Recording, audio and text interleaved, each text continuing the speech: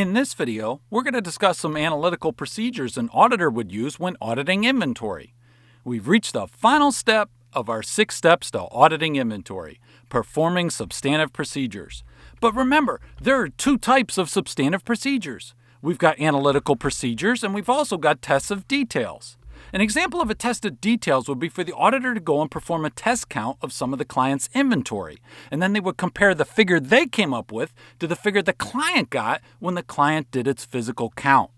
But here in this video, we're going to be talking about analytical procedures, which involves trend analysis, ratio analysis, analyzing variances, looking at relationships between different income statement and balance sheet accounts to see if those relationships are plausible. So I want to dive deeper and give you some examples of analytical procedures. So when we talk about trend analysis, again, remember that's just looking at the financial information over time. So we're comparing the current financial information to prior periods and looking at the trend. For example, maybe the scrap rate has been increasing over time. So if we just see the scrap rate going higher and higher for a manufacturer, we'll wonder, why is that the case? What is going on? Maybe the company had some production problems. Maybe they bought some raw materials that they had a lot of problems with, and they said, we're not using that supplier anymore because the materials were bad. Or maybe the scrap rate is increasing because there's some theft going on, and that is being concealed in the scrap rate. Why is the gross margin percentage going down? So if the gross margin percentage is going down and down, it could be that the company perhaps is selling one of its products at a loss. And if that's the case, we said, well, if they're selling one of their product lines at a loss, maybe that inventory needs to be written down. Oh, the company hasn't taken an inventory write-down? Why don't we take a look at that? So look at gross margin percentage, scrap rate, other things over time, and try to understand what is going on. Now, remember, the client had budgets at the beginning of the period for what they thought was going to happen, and then we can compare the budgeted information to the actual information. For example, we could say, hey, why were more raw materials used than what had been budgeted?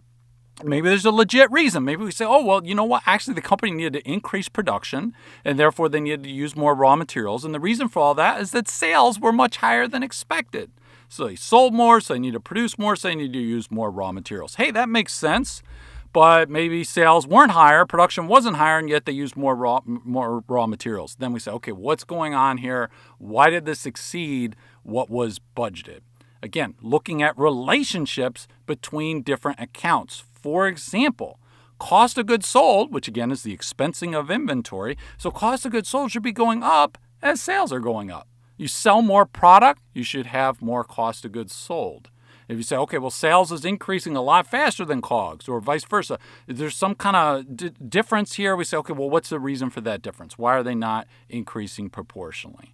We can also look at what's going on in the industry. There are other companies that compete with this firm. For example, when we look at the days to sell inventory, how many days is it taking the other companies in this industry? What's going on? What are the trends? Maybe, for example, we see that every single company in this industry is taking them longer and longer to sell their inventory. And then our company, they say, no, actually, maybe it's decreasing. Maybe they're selling the inventory faster. Okay, does this company that we're auditing here, do they have some kind of competitive advantage against these other firms? Like, why is it taking everybody else longer and longer to sell the inventory, but this company we're auditing says it's taking them shorter? Maybe there's a legit reason. Maybe their product is better or something like that. Or maybe there's something sketchy going on, right? You always want to be skeptical as the auditor. So look at what's going on with the industry, see what the trend is, and then if your company is bucking the trend, say, okay, why is my client not following what's going on in the industry?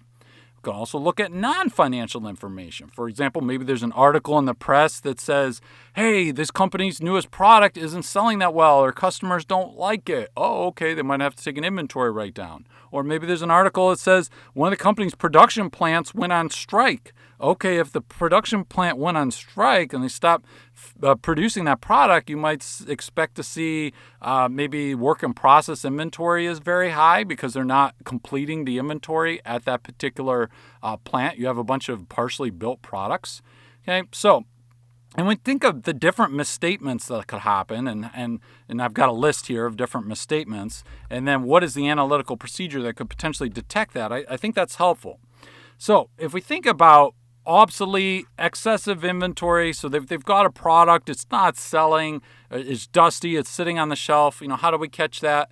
Again, there are multiple ways, but the one way that I mentioned that's really helpful is looking at how many days it takes them to sell the inventory. Okay, I mentioned that before, but that's really helpful. And again, the higher and higher we get with the days to sell inventory, the more we start saying, hey, maybe we need an inventory write-down. Maybe that inventory is overstated on the balance sheet because it's taking you a long time to sell it. Maybe people don't want it. Now, when we think about the overstatement of assets due to obsolete or excess inventory, we can also look at, when we're talking about a manufacturer, we can look at the relationships between the three types of inventory accounts. Because remember, a manufacturer is different than a retailer in that they're going to have raw materials inventory, they're going to have work in process inventory, and they're going to have finished goods inventory. So for a manufacturer, we can look at the relationships. Now, I'll give you a few examples here. Let's say you had raw materials inventory went down, work in process went down, or maybe they remain constant, whatever. So don't worry as much about these. But these are not going up. Put it that way. They're either going down or remaining constant. But finished goods is going up. So finished goods inventory is getting higher and higher, but we're not having a corresponding increase in raw materials and work in process. They're either going down or they're remaining constant. That would imply that this company might be having trouble selling some of its inventory. Why? Because if we saw raw materials going up, and work in process going up and finished goods going up, we'll just say, oh, well, they're building up inventory. Maybe they got a holiday season coming up. They're trying to get as much inventory as they can. But here, the only thing that's building up is the finished goods. Okay, so that means they're not selling this inventory for some reason. And it's not like, oh, but they're producing a lot more. Well, actually, work in process went down. And the raw materials went down. So the only thing that's going up is the stuff that's finished, sitting there in the warehouse, ready to be sold, and it's not selling. Okay, so that's when I talk about the relationships between those three types of inventory. That's one takeaway. Here's another one. Okay, so let's say you got the raw materials going down and you got work in process going up. So WIP inventory, partially constructed inventory going up, and then finished goods going down. You say, okay, well, what's going on here? The only thing going up here is partially built inventory. It's going up, but we have the finished goods going down. So they're selling inventory. This scenario is different than this because the finished goods is going down. Finished goods is going down because they're selling the inventory. Well, then why would work in process be going up? They're selling the inventory. Why we got all this stuff stuck in work in process? Maybe there's some kind of production problem. Or like I mentioned earlier, one of the factories went on strike or something like that. There's some kind of production problem. And so you got a bunch of partially built inventory here. And, that's kind of the explanation. So you can look at the different types of inventory for a manufacturer and look at the relationships to try and tease out what's going on with this company. Now, fictitious inventory is something the auditor always needs to watch out for, right? The company is basically overstating the assets and therefore understating cost of goods sold. An example of a company that got busted for fictitious inventory was the retailer Farmore, and there have been many other companies as well that said they have inventory and they in fact did not. So there's a lot of things that the auditor can do, but one thing that I mentioned here, looking at the gross margin percentage over time, looking at what's going on with the industry and trying to see, is there plausible explanation for what's happening? Again, if the gross margin percentage is going up or if it's going down or if it's different than what's going on with the industry, you just want to know why. As the auditor, you want to say why. And if you say, well, you know what, there's no explanation for this, then you should get more and more skeptical about what's happening. If you can't find a valid reason for why you're seeing what you're seeing with the data, you should be more and more skeptical. Now, we're thinking about cost of goods sold, because remember, we're talking about auditing inventory, but when inventory is expense through cost of goods sold. So cost of goods sold being over or understated, we think about things like what the actual overhead was compared to the budgeted overhead. When we think about the different variances that we have, okay, whether it be with materials, whether it be with labor, whether it be with overhead, what is the explanation for the variance? Why do we have, for example, materials, maybe we have a quantity variance that's unfavorable, or we have a price variance that's unfavorable. What's going on? What's the explanation? And then thinking about, the budgeted cost of goods sold compared to actual. Why is it significantly different? You said, well, actual cost of goods sold is much higher than what was budgeted.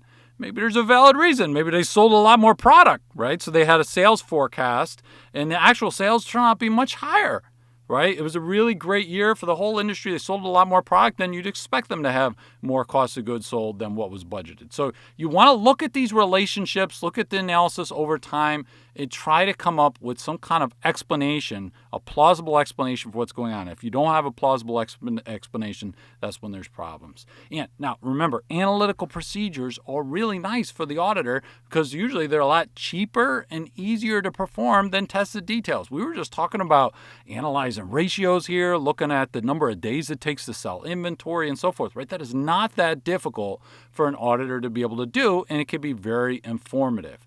We're going to talk about tested details, which are also important, in the next video.